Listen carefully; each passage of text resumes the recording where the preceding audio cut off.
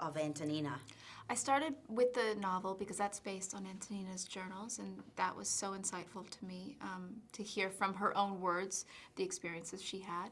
Then I went to the Warsaw Zoo, met with Teresa, Antonina's daughter, and got to ask her questions about things that weren't in the novel. I said, if your mother was an animal, what kind of animal would she be? Things like that. She said, a cat. And so little things that helped me develop the character. I went to Auschwitz because it was important for me to feel the energy of that space.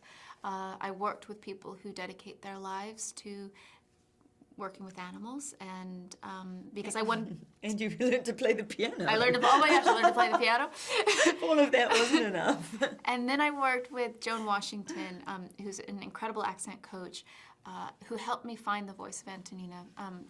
Because of her femininity, I wanted to pitch the voice up, and I also wanted to have a Polish accent with a flavoring that Antonina is not from that world. She is a refugee.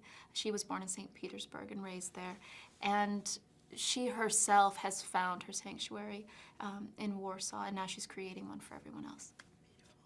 And of course, we see so many beautiful animals. Were you always an animal lover? Did you ever get scared?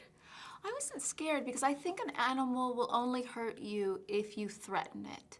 If you invade their space before they're ready to receive you, if you try to force an animal to do something, if you try to possess them or own them in any kind of way.